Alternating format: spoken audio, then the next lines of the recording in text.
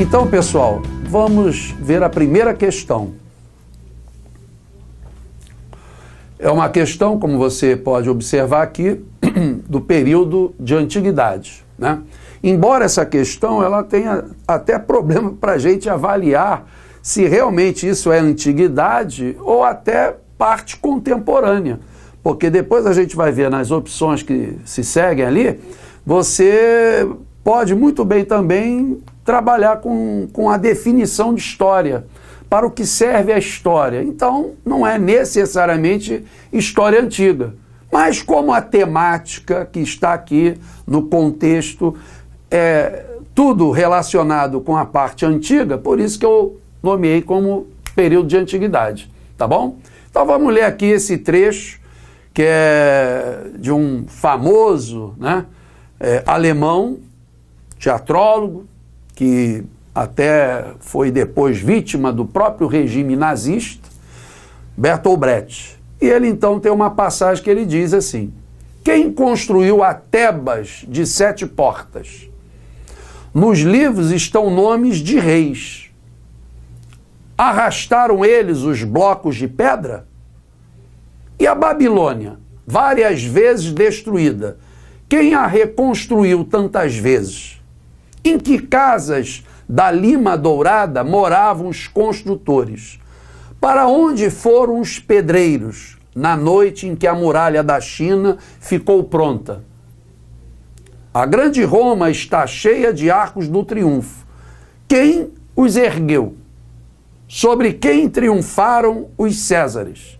Quer dizer, dá para se perceber que o Brecht ele está questionando, né, uma coisa que ao longo da história sempre enfatizaram, que as grandes obras, os grandes monumentos, né, desenvolvidos pelos homens, sempre colocam como autor, a referência que se faz é que foi no governo de fulano, na monarquia de Beltrano, né? Ou então quando é república, foi no governo do presidente tal, e ninguém valoriza, né, essa versão que se dá, que sempre foram os poderosos, os governantes, ninguém se lembra, né, de que, por exemplo, a ponte Rio-Niterói, muitos morreram naquela obra, mas sempre se fala que foi uma obra do período do regime militar, né? A ponte Costa e Silva. Costa e Silva, bem provavelmente, pouco atuou naquela obra, né? Então, quer dizer, é o que o Brecht faz aqui também. Então vamos ver agora o enunciado da questão. Partindo das reflexões de um trabalhador que lê um livro de história, o autor censura a memória construída sobre determinados monumentos e acontecimentos históricos, né? Porque os livros normalmente enfocam sempre os imperadores, os monarcas, os presidentes, né? E nunca fazem referência àquela força de trabalho responsável pela tal obra. Então ele está questionando isso. Então, qual é a crítica que ele está fazendo? Qual é a referência ao fato de que? Aí tem aqui, ó, na letra A. Os agentes históricos de uma determinada sociedade deveriam ser aqueles que realizaram feitos heróicos ou grandiosos. Muito pelo contrário, né? O que o Brecht coloca lá no questionamento dele não é valorizar as obras, os monumentos de uma forma heróica. Muito pelo contrário, ele questiona isso. Então essa letra A, né, a gente deve desprezar. Certo isso? A letra B. A letra B diz assim: a história deveria se preocupar em memorizar os nomes de reis ou dos governantes das civilizações que se desenvolveram ao longo do tempo. Ora, o Brecht também, nas suas colocações, ele justamente está rejeitando isso. Ele está negando essa história que deve ser para memorizar os nomes das figuras que estão ligadas aos governos, né? Às autoridades da administração de qualquer sociedade. Vejamos a letra C. Os grandes monumentos históricos foram construídos por trabalhadores, mas sua memória está vinculada aos governantes das sociedades que os construíram. Não é essa a colocação que o Brecht faz? Não é isso que ele está defendendo? Né? Dá para se concluir. Então, quer dizer, é uma questão que exige mais interpretação. Você não precisa aqui, nesse caso aqui de questão, você não precisa dominar a história, né, em termos de conhecimento, em termos de ciência, para chegar a essa conclusão aqui. Entendeu? Isso é muito comum nessas questões do Enem. Claro que vem mudando, eles também estão cobrando conteúdos, mas tem ainda questões, depois nós veremos isso, que é uma simples interpretação. E aí, com a interpretação, você não deve falhar. Você deve cravar, como aqui, letra C. Tá ok? Bom, a letra D, vamos checar o restante. A letra D diz: os trabalhadores consideram que a história é uma ciência de difícil compreensão. Ele não fala isso em nenhum momento lá no contexto, né? Outra coisa, pois trata de sociedades antigas e distantes no tempo. Mas não é pelo fato da história tratar sociedades, né, tão antigas, tão distantes do nosso tempo, que é uma ciência difícil de compreensão, né? A história, ela prima justamente por isso. Como dizia o escritor uruguaio Eduardo Galeano, a história é uma ciência, né, que atua como se fosse um profeta, quer dizer, vê o futuro, né, com um olhar para trás. A história é para isso. É para a gente entender o passado para poder nós compreendermos melhor o nosso presente. É tipo a nossa vida, né? Nós somos, quando adultos, aquilo que nós tivemos como formação na nossa infância. A educação de nossos pais, depois no próprio colégio, né? A gente vai ser um bom cidadão ou não, isso está muito relacionado com a formação que nós recebemos. A história é mais ou menos isso, né? Você estuda o passado para tentar, sabendo bem ele, não repetir os mesmos erros do presente. E quem sabe, construir um futuro melhor. Certo isso? Então, vem se encaixar com essa opção aqui também, a D, que está errada, evidentemente. A letra E diz: as civilizações citadas no texto, embora muito importantes, permanecem sem terem sido alvos de pesquisas históricas. Tem nada a ver isso aqui, até porque todas aquelas regiões, sociedades mencionadas, elas foram bastante, e até hoje ainda são bastante estudadas. Então isso aqui não tem nada a ver com o que o Bertolt Brecht fez a reflexão lá naquele contexto. Tá ok? Vamos então passar para outra questão. Tudo bem? Vamos aqui mais uma vez comentar as questões de história da prova do Enem de 2010. Agora nós veremos a parte de Brasil colônia, né? Que é um período extenso e esse período requer realmente bastante conhecimento. Então teremos aí outras oportunidades para ver mais questões desse período aí, que sempre é tema predileto para qualquer prova de história, não só do Enem. Tá legal? Então vamos lá. Bom, a questão aqui é, na verdade, a parte de América. Lembrando que a colonização na América, ela foi bastante diversificada. Então, quando se fala América colonial, devemos sempre ficar atentos porque tivemos, por exemplo, a América Inglesa. Onde é que você vai localizar a América Inglesa? Principalmente naquela parte que mais tarde, após a independência, deu origem aos Estados Unidos, as chamadas 13 colônias inglesas. Lembrando que essas 13 colônias inglesas, elas não tiveram uma colonização uniforme, porque tivemos ali, na verdade, dois tipos de colonização. Tivemos na parte mais ao norte dessas 13 colônias, o modelo que se chama de povoamento. No modelo de povoamento, para começar, para você não esquecer nunca, tem que associar sempre. Predominou a pequena propriedade. O que você também vai ter em termos de força de trabalho não é a escrava, como em outras áreas coloniais tivemos. Ali, normalmente eram aquelas famílias que vinham lá da Inglaterra ou até da Irlanda, né?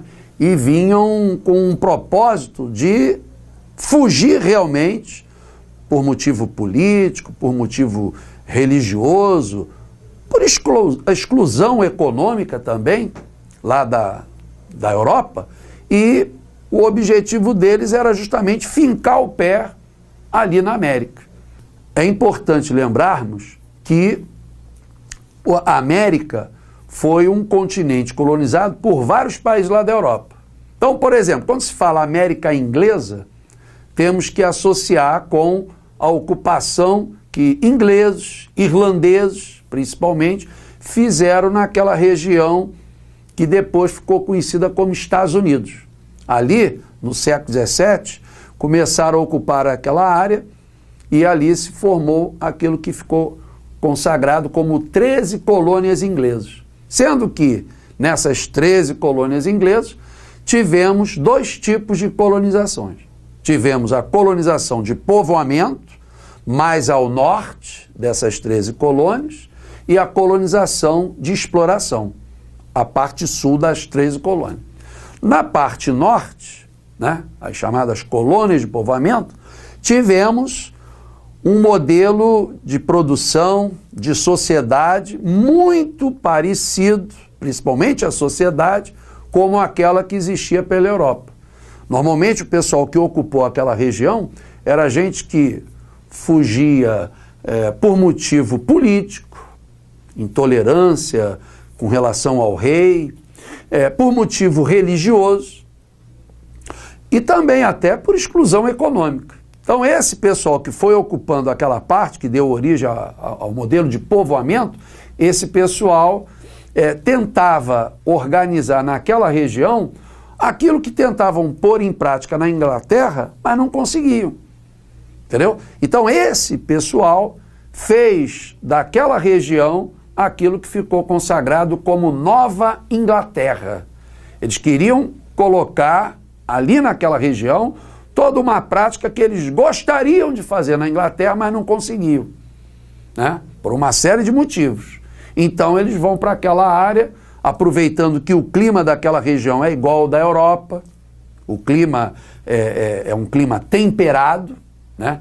Então aquela região ela vai realmente desenvolver o predomínio de pequenas propriedades, a produção é mais para o mercado interno, não é uma produção que tinha como principal alvo, né, o mercado externo, até porque se o clima ali é temperado, é igual ao clima da Europa, só dava para produzir ali a mesma coisa que se produzia na Europa. Então o produto chegaria lá na Europa fazendo concorrência, então não teria um preço bom lá na Europa. Então não era vantajoso para os colonos, proprietários, produzirem as mesmas coisas que produziam na Europa para o mercado externo. Então, o que eles produziam era para o mercado interno.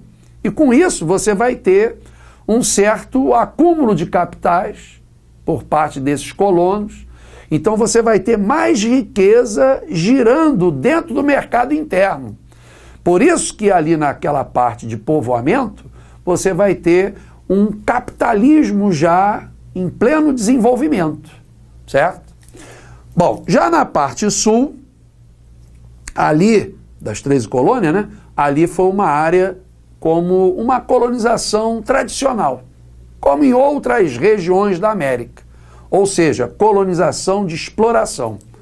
Nessa parte sul, colônia de exploração, você vai ter o predomínio de latifúndio, de grandes propriedades agrárias, produzindo principalmente fumo e algodão, atendendo especialmente o mercado internacional, mercado europeu.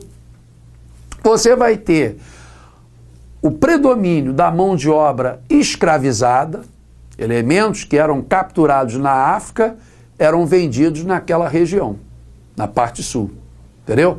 Então ali você já não tem uma sociedade com mobilidade. Você vai ter uma minoria que é proprietária de grandes propriedades agrárias, né? E a maioria, né, sendo força de trabalho. E essa maioria é justamente a população escravizada, oprimida por esses grandes proprietários de terras. Entendeu? Então ali você vai ter uma sociedade muito desigual na parte sul das 13 colônias, as chamadas colônias de exploração. Tá legal? Ah, mas foi só isso? Não, a Inglaterra colonizou também várias regiões na área do Caribe, várias ilhas ali do Caribe, também chamada de Antilhas, né? A Inglaterra também atuou, assim como a França, né? A Espanha, especialmente Cuba, né? Foi uma região que, inclusive, ela só vai conseguir se emancipar da Espanha no finalzinho do século XIX, precisamente em 1898, entendeu? E você vai ter, por parte da Inglaterra, também na América do Sul, a Guiana inglesa. Também foi uma outra área em que ingleses colonizaram. Só que nas Antilhas, né, ou Caribe, mesma coisa. E na América do Sul, a Guiana inglesa, nessas áreas, ali foi uma colonização de exploração. Quer dizer, igual ao modelo daquela parte sul das 13 colônias. Tá bom? E os franceses? Franceses também tiveram aqui na América, colonizaram, né? Atuaram numa parte da América do Norte, onde hoje é o Canadá, se bem que depois o Canadá, após a Guerra dos 7 anos entre França e Inglaterra, a Inglaterra acabou vencendo essa guerra, venceu a França, e aí a França perdeu aquela região que ela controlava ali na parte da América do Norte, que é o Canadá. Por isso que o Canadá é uma sociedade, né, em que ali você tem região que a população, por uma herança cultural francesa, fala mais o francês. E outras regiões que têm muito mais herança cultural da Inglaterra, o pessoal ali fala mais o inglês, né? É o caso, por exemplo, de Montreal, que fala mais é o inglês, enquanto Quebec fala mais o francês, certo? Mas foi só isso? Não. A França também atuou nas Antilhas, por exemplo, o Haiti, né? O Haiti foi uma região que, ali no Caribe, que também foi colonizada pela França. Aliás, uma área com uma série de problemas, né? Desigualdade extrema, movida, né, muitas vezes pela fome, por guerras, né, por golpes de Estado, e não é à toa que você tem até haitianos tentando a vida aqui no Brasil, entendeu? Mas o grande problema dessa maioria que vem do Haiti para cá é gente que não tem qualificação, não é uma mão de obra assim muito bem recebida, né? Como aconteceu recentemente em São Paulo. Bom, e a Espanha? A Espanha também atuou, claro, aqui na América.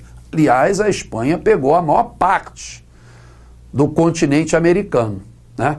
Pegou uma parte da América do Norte, né, que é o atual México, toda aquela parte da América Central, a parte realmente continental, que chamamos de Mesoamérica também, foi colonização espanhola, e na América do Sul, tirando as 3 Guianas, a inglesa, a holandesa e a francesa, né? E o Brasil foi a única área de domínio português aqui na América, o resto, tudo foi colonização espanhola.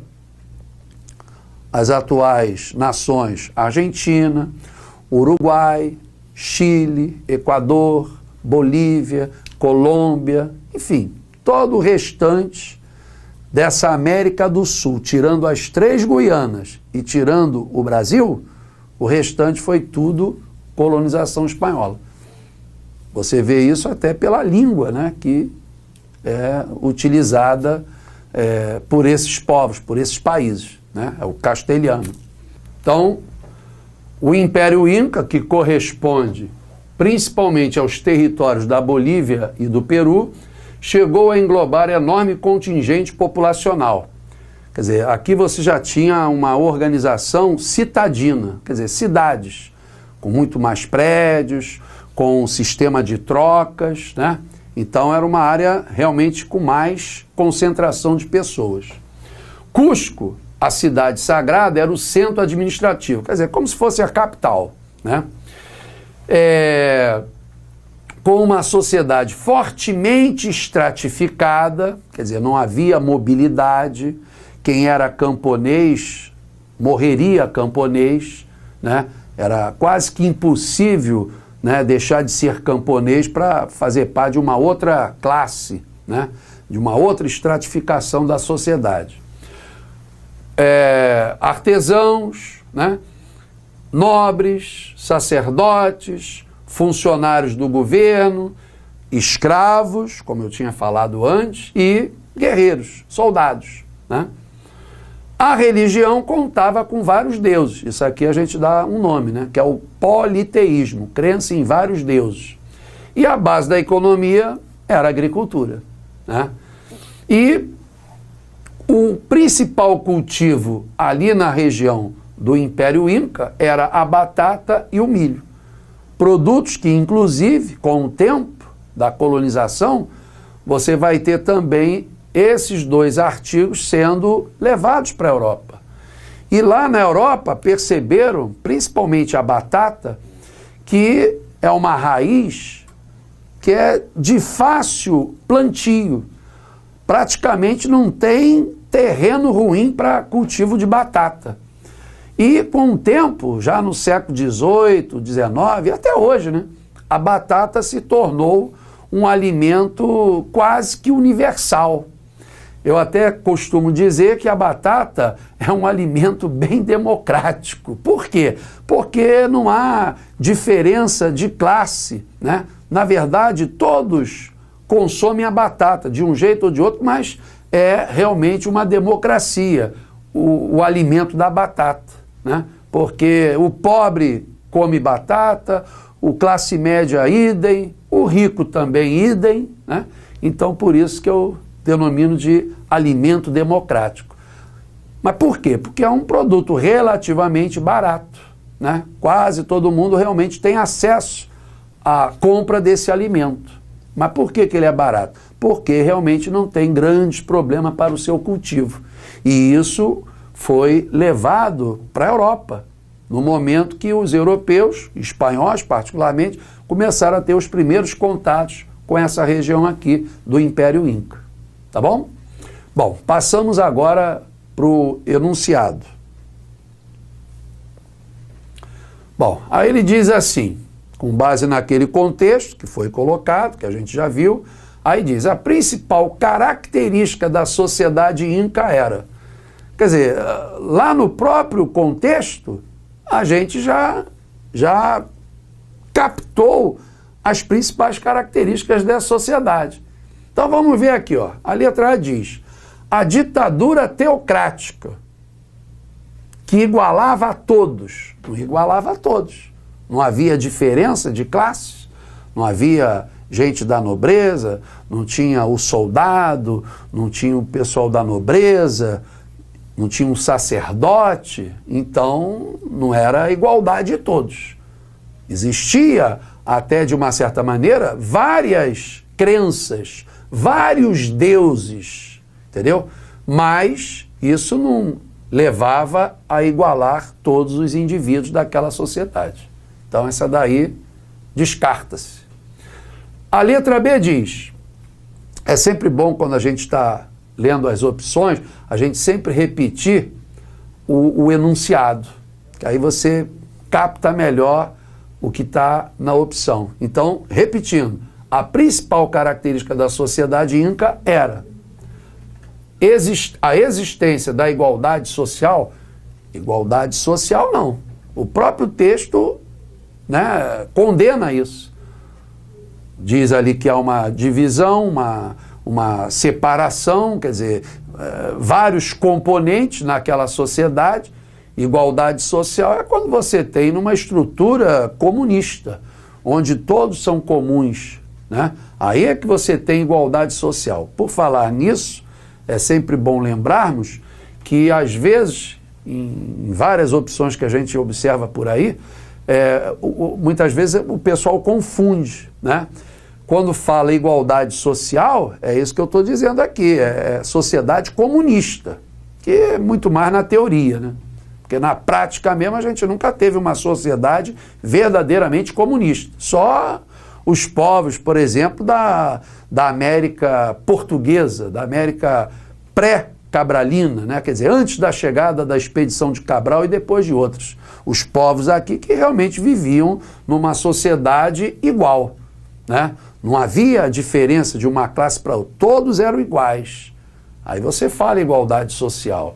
O que muitas vezes você tem dentro do sistema capitalista e baseado nas ideias do liberalismo é uma igualdade jurídica, quer dizer, todos são iguais perante a lei. É isso que você tem de igualdade, é igualdade jurídica e não igualdade social. Aliás, no capitalismo nunca pode ter igualdade social. Se tiver igualdade social, aí não é capitalismo, certo? Então, aqui mesmo também no Império Inca, como também no Império Maia e no Império Azteca, a mesma coisa, não havia igualdade social, certo?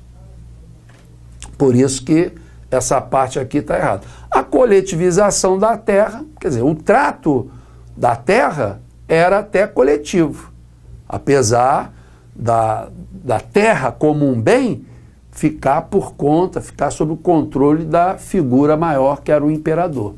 Mas o trato com a terra, o trabalho, realmente ele era coletivo, certo? Vejamos a C. Estrutura social desigual. Tem a ver, né? Desigual, claro. Classes diferentes, compensada pela coletivização de todos os bens. Será que coletivização da terra, sim, mas de todos os bens? Uma pessoa possuía lá uma coisinha para ela de estimação, era só dela, pô. Então você não pode dizer que havia uma coletivização de todos os bens. Certo isso? Então, a letra C também devemos excluir. A letra D, existência de mobilidade social, nega o que a gente até já comentou nas outras, né? Não havia mobilidade social, senão o cara que era camponês poderia depois ser um nobre, ser um alto funcionário que assessoraria o imperador, não é o caso. Então essa parte aqui também já está errada, né? Só resta E. Então vamos conferir. A principal característica da sociedade inca era a impossibilidade de se mudar de extrato social. Claro, havia uma desigualdade, então não havia realmente possibilidade de mudar o extrato social. E a existência de uma aristocracia hereditária, claro, o imperador, principalmente, os elementos da nobreza, esses aí, quando tinham filhos, os filhos também iriam herdar a posição social dos pais. Então, é a letra E que está correta. Ela vai ao encontro daquilo que foi apresentado no contexto. Tá ok? Então, ficamos por aqui. Vamos depois aparecer numa outra ocasião, que não será ficou muito tempo não, tá bom? Um abraço.